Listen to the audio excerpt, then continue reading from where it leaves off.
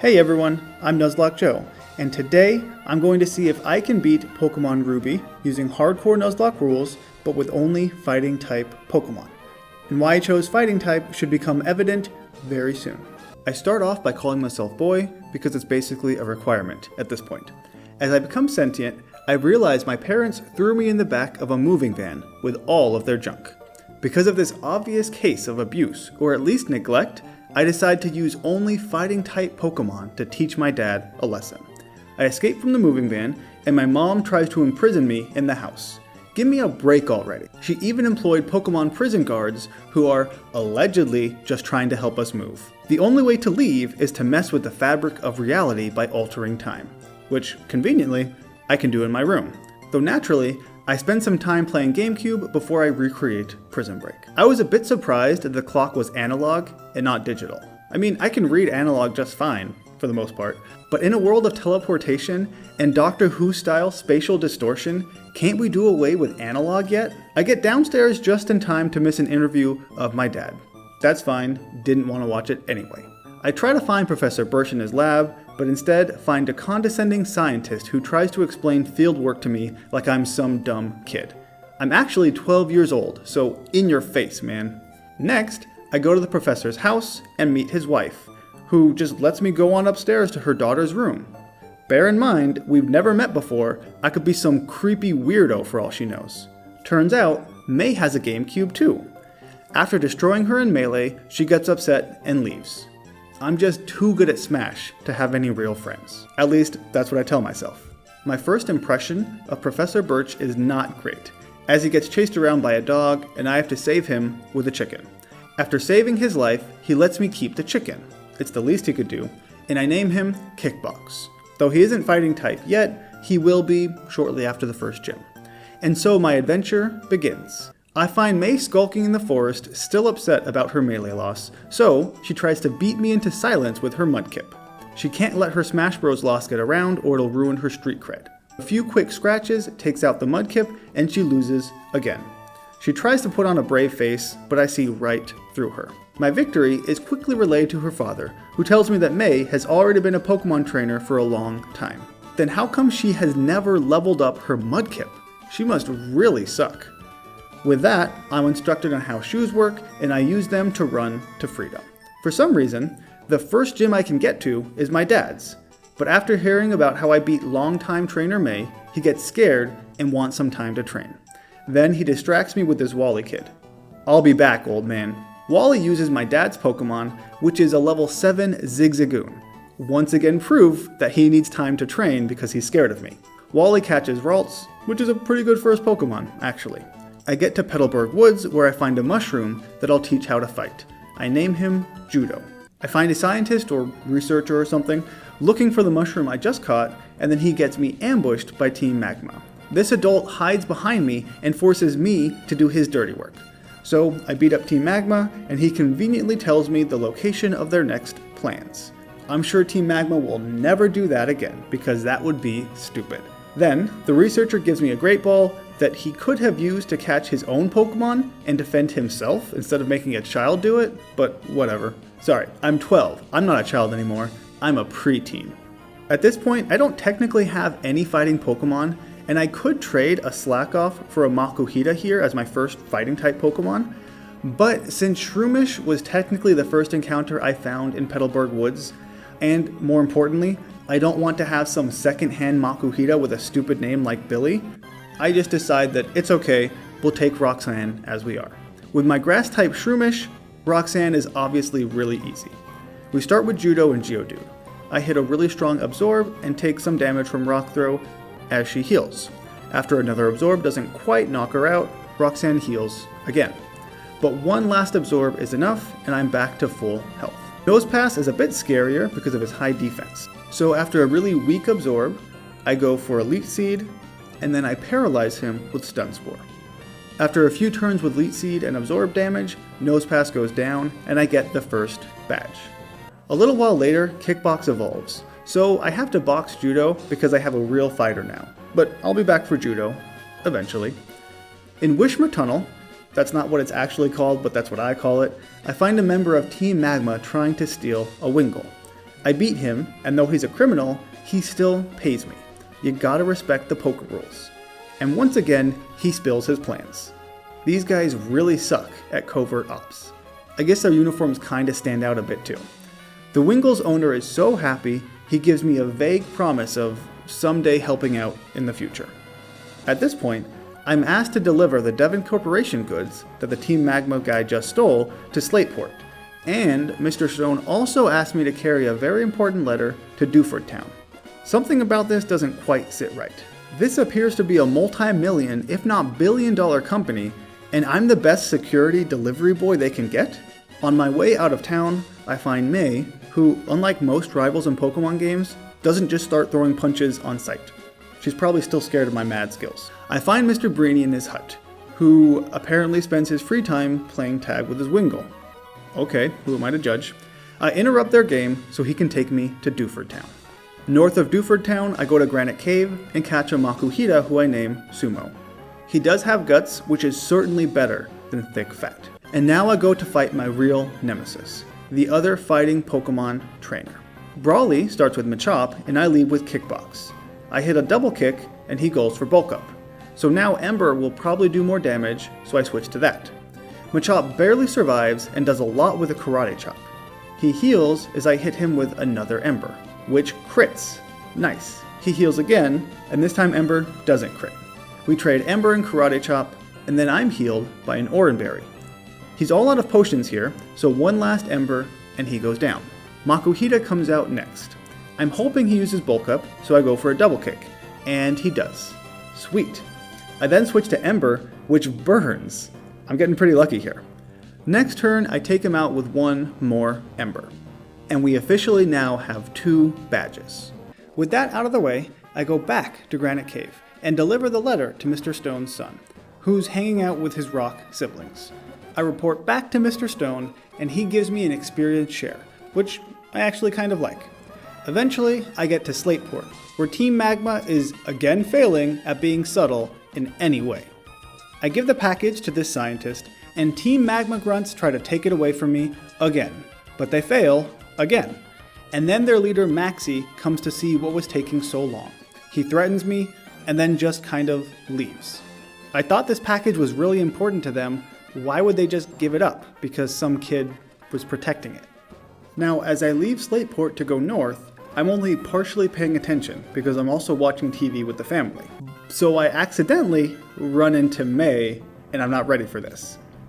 I leave Sumo out in front, who goes for a Vital Throw as her Shroomish stuns me. But that's okay, I do have guts, after all. And Shroomish Mega Drains me as Sumo gets fully paralyzed. Not just once, but twice in a row. Finally, on the third turn, Sumo hits through and takes out the Shroomish. Next is Numel, who gets me with an Ember as I almost take it out. I thought she was going to heal here, so I'd go for one more weak attack and then bring in Kickbox. But nope, she lets the Numel die, which actually really sucks, because next is Marshtomp. And I'm not really sure what the best play here is, but because Sumo is so close to dying, I bring out Kickbox, who takes a ton to a water gun. Apparently Marshtomp outspeeds, and so Kickbox doesn't even get a chance to do anything. As you might have guessed, a paralyzed Sumo with 3 HP can't take out the Marshtomp, so I lose to my rival. I am such a disgrace. Let that be a lesson to you. Don't get distracted during Nuzlocke runs. At this point, I'm feeling pretty down on myself, so if you want to help lift up my spirits, be sure to subscribe if you appreciate the content. Suddenly, I wake up in a cold, dark container and begin my journey. Again. Everything is basically the same as the last time, so I'll skip besides the most important stuff. For example, I beat Roxanne with no trouble, and again, I catch another Sumo in Granite Cave. But this one is just fat, not gutsy, which is normally a plus in Sumos, I think. I'm not really sure how sumo wrestling works, but it's certainly not a plus for this run. I beat Brawly again, and finally make my way back up to fight my rival. This time, however, I am more prepared. She sends out Shroomish, who Kickbox almost takes out with an Ember. I do get Stunspored and didn't really want to use a berry here, but I still take her out with an Ember after she hits with a weak tackle. Then, May sends out Marshtomp, so I switch to my secret weapon, my newly evolved Judo, as Marshtomp uses Bide. I wait out the Bide with a few stun spores so I don't get hit by anything rough. A Mega Drain doesn't quite kill, he misses a Mud Shot, and then he goes down to one more Mega Drain. Last, May sends out Numel. I switch to Sumo, who gets burned as soon as he comes in. Now, if only there was some sort of ability that not only didn't give you the attack drop from being burned, but actually gave you a boost. That would be pretty nice. But oh well, I guess that simply doesn't exist for Sumo. I use a Fake Out just for a little bit of damage, and then switch to Kickbox. And Numel misses. A single double kick is enough to take her out. That was certainly not the best fight, but it was quite a bit better than what happened previously, so you know what? I'll take it. For beating her, May gives me an item finder, which I actually do use perhaps 2 times during this run, so it's not completely useless, just mostly useless. In Mawile City, I get a free bike for some unknown reasons, and take out Wally's routes in a single Ember. But before going to the gym, I spend some time at the slot machines and try to get enough coins for a flamethrower, because that would be way overpowered this early in the game. But, as tends to happen when you gamble, I end up just losing a ton of money. So I eventually admit that I do have a gambling problem and go seek help. Though I will return here once I have some real money, eventually. Anyway, I get to the 3rd gym leader and the battle with Watson starts. He sends out Magnemite, so I obviously start with Kickbox, who takes a Thunder Shock and takes out the Magnemite with an Ember. Next, he sends out Voltorb, who hits me with a Sonic Boom as I get an awesome critical hit double kick for the knockout. Last is his Magneton, but Kickbox is certainly in range of dying here, so I bring out Sumo. Instead of Judo for some reason, which I don't know why, that was a really bad move, who heals his paralysis with a Cherry Berry. I was ready for that, son. I hit a Fake Out that does almost nothing, and then die to a critical hit Shockwave. Well darn. I do what I should have done earlier and bring out Judo, who after getting hit, paralyzes the Magneton. Oh, how the turntables have turned, Watson. Now that Judo is faster, I hit with a Leech Seed, as Judo heals his paralysis with a Cherry Berry. Oh, how the tables have... Wait, I already did that one? Alright, well, let's just move on. At this point, it's a very slow waiting game. I try a Mega Drain that does very little damage, as Magneton is fully paralyzed. So, I switch to Headbutt, as Magneton flinches not once, but twice. That is 3 turns in a row he couldn't do anything. That's pretty lucky, but also very unnecessary. At this point, Magneton is so low I anticipate a heal, and I swap in Kickbox, which was a pretty cool move, but also very risky and stupid. I shouldn't have done that. He does heal, so I'm not punished for it, and I go for an Ember, which doesn't quite kill, and it paralyzes me again. Thankfully not actually attacking. Apparently Watson still hasn't realized, however, that I'm ready for paralysis. He heals one more time as I go for another Ember, and then one last Ember takes him out. And just like that, I've won the 3rd badge.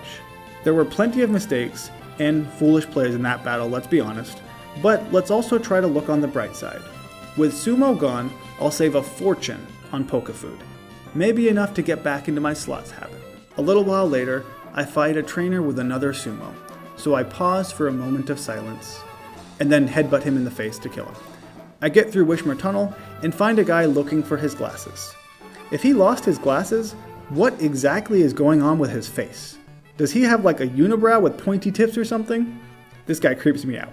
But I'm a good guy, so I try to give him the pair of glasses I just found, and he refuses to take them because they're not the missing glasses that are sitting on his freaking face. Continuing on, I find a family of Pokemon trainers who all want to fight, so naturally, I slaughter them. And not just the man, but the woman, the children, and the granny too. Now, destroying this perfect little family may seem like a bad thing to do, but I needed the Macho Brace to make EV training just a little bit easier. So my convenience is more important than their, happy family life. Near Mount Chimney, I catch a Machop, who I name Weightlift. And unlike certain Pokemon I know, whose name I won't mention out of respect for the dead, Machop actually does have guts. Granted, it was guaranteed, but still. A little while later, Kickbox gets self-destructed by a coughing as I have a mini heart attack. But thankfully, it all turned out okay. Once again, Team Magma reveals their plans to me when they begin fighting with Team Aqua over a meteorite or something so they can set off a volcano. I'm not entirely sure that setting off a volcano surrounded by land will create more land. I don't think that's how it works. But I also don't think a little rock fragment can make a volcano erupt anyway, so what do I know? In preparation for the maxi fight on Mount Chimney, I get Weightlift poisoned by a coughing, so I can activate Guts. Because even with this, it's going to be a really rough fight. Now it's time to prevent another Pompeii. Maxi leads with Mightyana, and I start with Weightlift, whose Guts is basically cancelled out by this Intimidate. He bites me, which doesn't do too much, and I take him out with a Revenge. Golbat comes out next, and he is, quite simply, terrifying. He misses Supersonic, and my Rock Tomb lowers his speed. A wing attack almost kills Weightlift, but an Oran Berry prevents him from dying even after poison damage. I got lucky that Weightlift didn't die, so I bring out Kickbox as Maxi heals. Golbat misses Supersonic 2 times in a row, as my Embers do a little bit of damage every turn. I am holding a berry to heal Confusion just in case. Maxi heals again, as Golbat somehow misses 2 more Supersonics in a row. I know it has really bad accuracy, but this luck right now is completely insane. I feel like I can do no wrong. Camerupt comes out and takes a decent damage from Double Kick, as he uses Tackle for some reason. Next turn he gets smart and does use Magnitude, but at this point it's too late. The fight is over and Camerupt goes down. I won what is probably the luckiest fight I've ever had. If that Golbat had done almost anything else, the fight could have gone a completely different direction. At this point, I actually forget that Weightlift is poisoned, and I kid you not, I heal him when he has 1 HP left. That was really close. Can you imagine winning that insane maxi fight to lose Weightlift to poison damage from walking around? I would never have been able to live that down. After reaching the level cap, I get to Flannery, and even though she shouldn't be difficult, I am a little bit nervous of everything because of the most recent fight. So I go for a very safe and unfortunately boring strategy. I start with Kickbox, who just sets up a couple of bulk ups. Slugma starts with a light screen, and then on the next turn he uses Smog, which does very little. I also gave Kickbox a Pecha Berry just in case he was poisoned, but I don't end up needing it. I go for 4 bulk ups just to be safe, and take out the Slugma with a single kick. Her second Slugma comes out and takes 2 kicks before going down. And then the Torkoal comes out. And I guess I should have just gone for 6 bulk ups, because he tanks a double kick with a good amount of HP left. Torkoal hits me with a very weak body slam, and then goes down to a final kick. I get the 4th badge pretty easily, all things considered, and now it's time to take out my dad. Before that though, the newly evolved Weightlift gets some HP EVs by killing Wishmers in the aptly named Wishmer Tunnel. That's right, I'm going to keep calling it that and no one can stop me. Against my estranged father, even though I do have the type advantage, his slackings are very concerning. So, I taught Weightlift Dig just in case, but if it comes to that, I don't think this fight is going to go very well and I won't win unscathed. Hoping that his first slacking starts with Yawn, Weightlift goes for a bulk up. And he does use Yawn, which is pretty nice. Facade would have been very unfortunate and do a fair amount of damage. Even though I could now use Dig and avoid all damage from this slacking, I need to set up a little bit more with bulk ups. After a Chesto Berry wakes me up from my nap, slacking hits a pretty weak Facade and I use 1 last bulk up. I start using Dig to avoid any damage from the slacking, but then I realize that low kick is probably more than enough to take him out. Because he's so fat. That's what happens when you loaf around half the time. Low kick does take him out, as Weightlift gets back 12 HP from an EV trained level up. That is why EV training is so great. Vigoroth comes out, hits a pretty weak Facade, and goes down to a low kick as well, even though he's not nearly as fat. Last is his final slacking, and I was concerned for nothing. He goes for a focus punch, but it never connects because 1 low kick takes him out. While this fight wasn't nearly as lucky as the Maxi fight, I am pretty lucky that nobody got any critical hits, because that would obviously bypass my defense boosts. I recognize that relying on bulk up is not the best strategy, and it's prone to mistakes and critical hits, but unfortunately it won't be the last time I have to resort to it. I get surf from Wally's parents as a way of saying thank you for letting that kid hang around me from time to time. And now, the world is my oyster. I was going to teach Sumo how to surf, because he can actually use that, but since he's gone, I have to rely on a tiny zigzagoon. But now that I think about it, I would much rather use an animal like a raccoon as a boat than a half-naked sumo wrestler.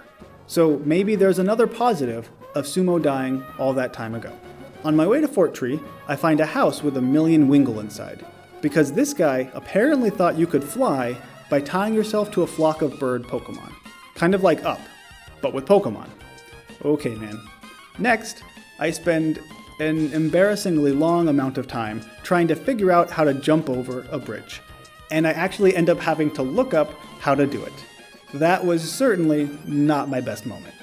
I run into May along the way, and this time, I knew she was coming. She has a level 29 Shroomish, who for some reason hasn't evolved yet, and since it's raining, I take a bit of time to use Bulk Up because Ember is obviously weakened in the rain. Shroomish goes for a Leech Seed. I was expecting a Stun Spore here, but oh well. I take him out with a Double Kick. Next, she sends out a Numel instead of Marshtomp for some reason, and a single Double Kick is all it takes for the Numel to go down.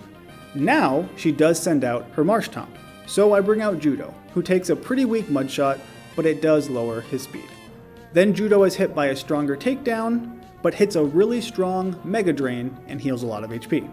One more round of Takedown and Mega Drain finishes off the Marshtomp, and I have beaten May again. Besides that one fluke that time, she is actually pretty easy. She gives me Fly and tells me to go home to my mommy, even though I'm the winner here, so she should be the one running home to her mommy. Jumping ahead a bit, I find Steven just kind of chilling on a bridge next to an invisible Kecleon, who still casts a shadow on the water, which is actually how it would look because Kecleon doesn't bend light to become invisible. It still hits him, he just has camouflage. So that was kind of cool, and accurate as far as the physics goes. Now it's time for probably the hardest battle of the run, Winona. I have been dreading this fight for the entire run, so let's see how it goes. I start with Weightlift, who goes for Bulk Ups. Thankfully, Swallow uses Double Team instead of Aerial Ace, which was really lucky for me.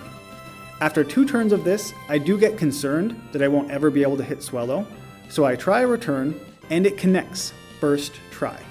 That was also lucky. This gym is actually going pretty well so far. Skarmory comes out next, and I go for a Revenge, assuming he's going to hit me with Aerial Ace. Instead, he uses Sand Attack so Revenge doesn't take him out. On the next turn, he does use Aerial Ace. Thanks for doing that to me, man. But I take him out with a Low Kick anyway. Out comes the Pelipper, who I assume is going to use Protect because he loves that type of stuff. So I go for a Bulk Up. But nope, she uses Water Gun instead. That's really not fair.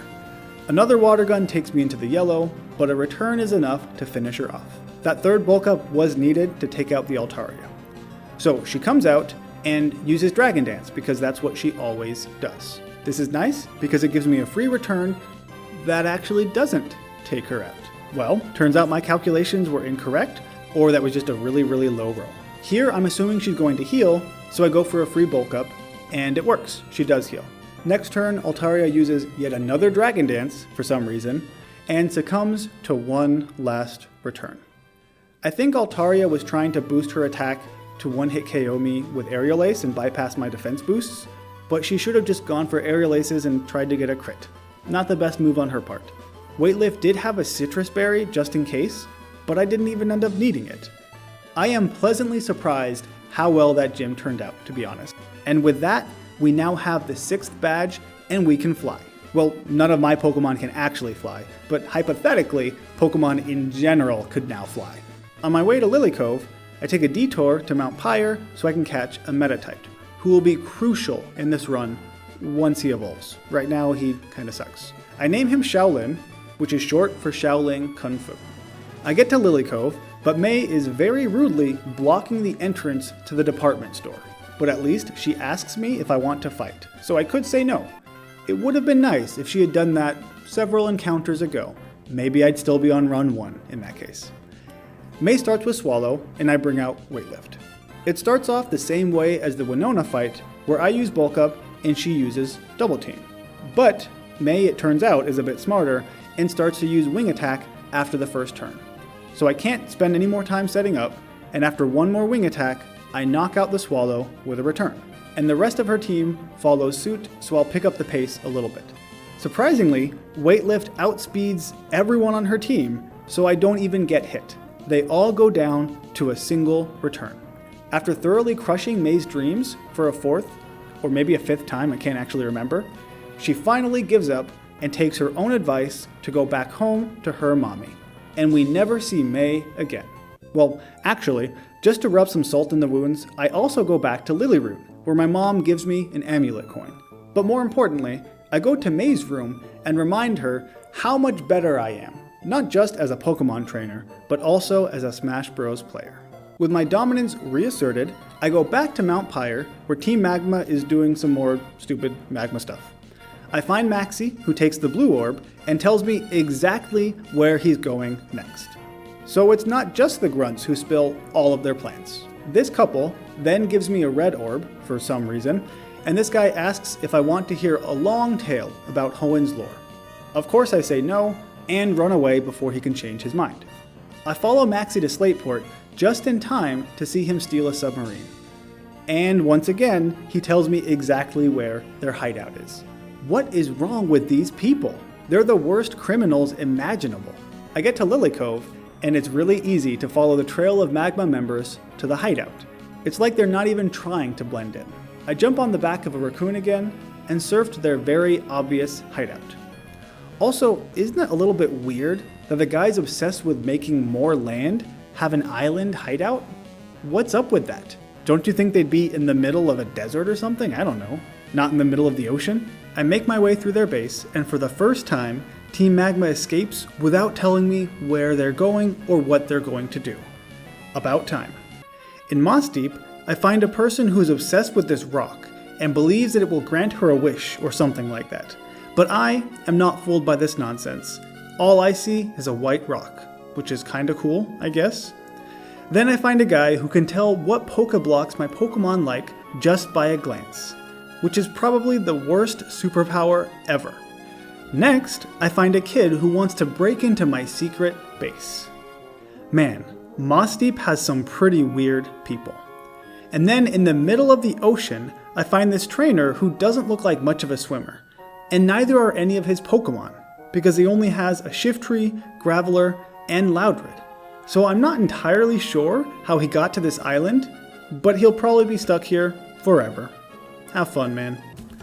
Before I go to fight the second to last gym, I finally go to the Safari Zone and use the Pokeblock trick to make it so that Heracross can't run away. And I'm pretty sure I did it right, because she does break out of like 9 Safari Balls before I catch her. I name her Taekwondo, but unfortunately she has Swarm and not Guts, so that sucks. I do some EV training for my new Pokemon, but more importantly, I find a trainer who I can steal black belts from. And I can just keep refighting this same guy and get an unlimited number of them. I do start to feel a little bit guilty after the second and third black belt, but if he didn't want me to keep stealing them, he should stop challenging me to a fight. It's a pretty simple solution. It's just like the age-old saying. That says, fool me once, shame on you. If fool me, we can't get fooled again. Now that my pants are securely fastened with my newly stolen goods, I go and fight Tate and Liza, the psychic gym leaders. Since they only have one Pokemon each, this fight will be very easy, even though fighting Pokemon are weak to psychic. I start with Shaolin and Taekwondo as their debut fight. Taekwondo does a little bit more than half damage to Solrock with a Brick Break, and then a Shadow Ball from Shaolin takes it out. The Lunatone wastes its turn using a Calm Mind, and so on the next turn, it also goes down to a Brick Shadow Break Ball. And that was certainly the easiest gym of the run. Neither of my Pokemon were even hurt. Now that I can use Dive, I find the stolen submarine in an underwater trench. I find Groudon, and surprisingly, beat Maxie without too much trouble. I mean, it helps that the Mightyena did give me a free attack boost. The Crobat, though, does confuse me a second time, but Weightlift gets a bulk up anyway, is hit by a wing attack, and almost kills this thing with a return. Then Maxie uses a super potion, as Weightlift does hit himself in confusion, and then Maxie uses a second super potion, as Weightlift takes out the Crobat with a return. I just want to point out here that not only do 2 super potions waste 2 turns, but it also costs more than a single hyper potion. So what exactly was Maxie thinking here? Still using super potions like a dweeb? Last, the camera goes down to a single low kick. After the fight, Maxie flashes the blue orb, which is Groudon's least favorite color, so he jumps into the sky from an underwater cave. And Maxie is surprised that the sun is hot. Someone apparently skipped elementary school. Also, if Maxie knows about Groudon and Kyogre, why would he think the blue orb would control Groudon instead of the red orb? That doesn't even make sense. Like, what was that dweeb thinking? I get to Sootopolis, and even though it's blazing hot here, Steven and Wallace have just been waiting outside as I did some more EV training. In the Hall of Origins, I use my red orb to calm down Groudon, but he still waddles up to me and attacks. I run away, and just like that, I have saved the world. Unfortunately, no one in Sootopolis seems to remember they were basically in an oven only 2 minutes ago. Except for Steven, I guess. I go through Wallace's ice puzzles and begin the fight against the last gym leader. Against his love disc, I was convinced he would use Attract. So I went through this whole thing to get a mental herb for Shaolin, and it was a complete waste of time. Shaolin goes for 2 meditates, as Love Disc hits a water pulse, and then a brick break knocks it out. His Wish Cache goes down to a brick break, as does Celio, and the Sea King, and finally the Milotic. Shaolin is a complete beast. Now that we have all 8 badges, and have also saved the world, let's not forget about that little minor detail, I can go face the Elite Four. But first, I need to get through Victory Road, and at the exit, I find that Wally kid waiting for me. You remember him? He challenges me to one last fight. He leads with his Altaria, which is certainly his scariest Pokemon. Shaolin can't quite take it out with an Ice Punch, and Wally heals, but with a Super Potion. Again with the Super Potion. Come on, guys! Altaria then goes down to another Ice Punch. It's smooth sailing from here, as Delcatty goes down to a single Brick Break, so does the Magneton. Roselia does survive an Ice Punch and uses Leech Seed against me, then heals, but eventually goes down to a Shadow Ball.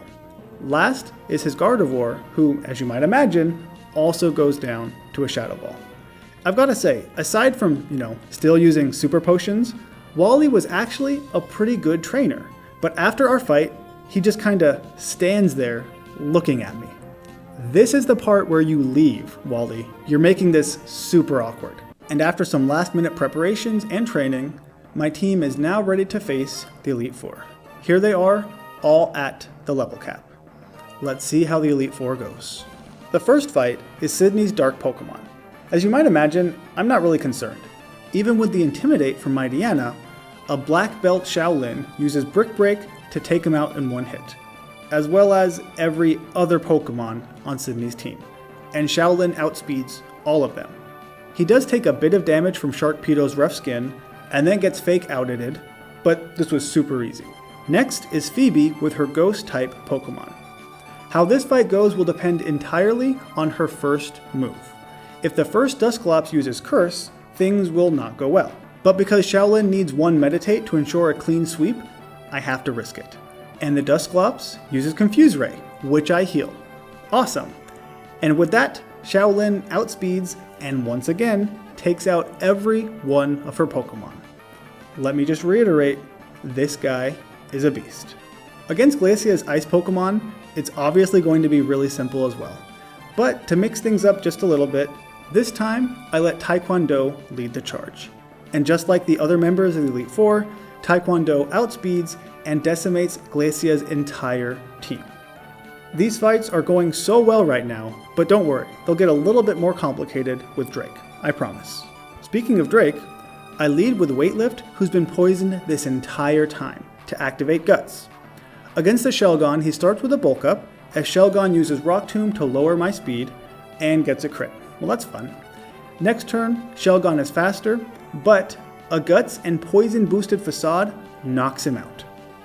out comes a Flygon, who thankfully just uses Sandstorm, so Weightlift takes him out with a Facade as well. Now out comes the Salamence, and at this point it should be pretty obvious that Weightlift is just a sacrifice. He's gone as far as he needs to go, and he dies by a Dragon Claw to the face.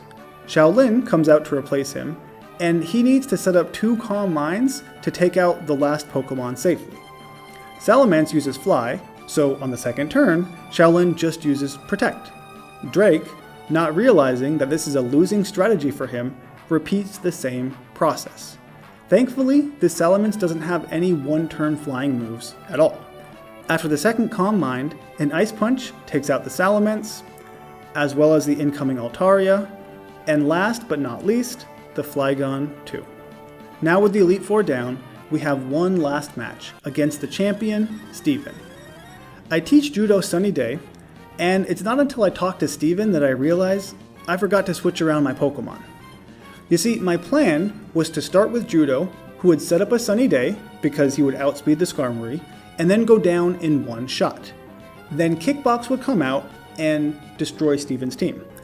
However, as you can clearly see, I left Kickbox in second. A dead Weightlift is actually in first. So that's unfortunate. In spite of that, Kickbox is in Blaze range, he has max special attack EVs and a Charcoal, so he's basically like a mini Sun God right now.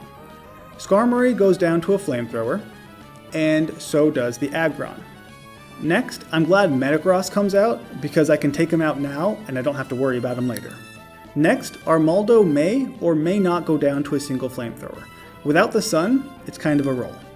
So Kickbox goes for a Flamethrower, and Armaldo barely hangs on, responding with an Aerial Ace, killing Kickbox. Dang it. If I had simply started with Judo like I planned, he would be the one dead, not Kickbox. And yes, I am 100% playing favorites here. I send out Taekwondo, who does more than half with a Brick Break, as Steven heals. Then one more Brick Break knocks it out. With Claydol, I don't really like relying on Megahorn because it can miss, and it does miss right there. So that's why I don't really like it. Claydol responds with a pretty weak Earthquake, so I'm not really at risk to dying or anything, I just don't like missing. But on the next turn, Megahorn connects and knocks out the Claydol. Last is Steven's Cradily, who goes down to a single Brick Break. Just like that, we have beaten the champion, but it did cost us our starter, which is a pretty high toll.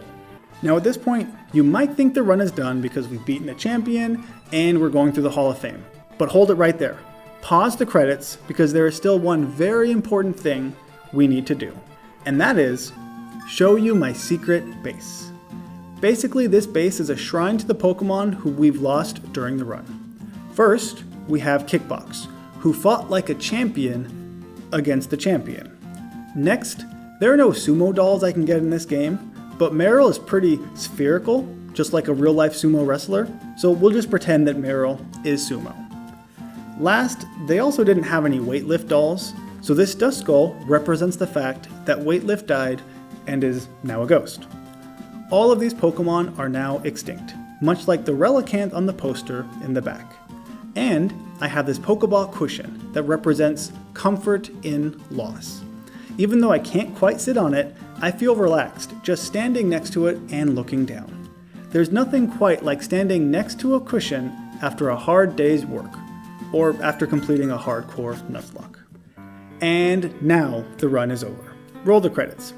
Be sure to subscribe and share this video with your friends, family, or just random people on social media. I'm not picky. Thank you so much for watching. Be sure to leave a like and a comment as well. This has been Nuzlocke Joe, and I hope to see you in the next video.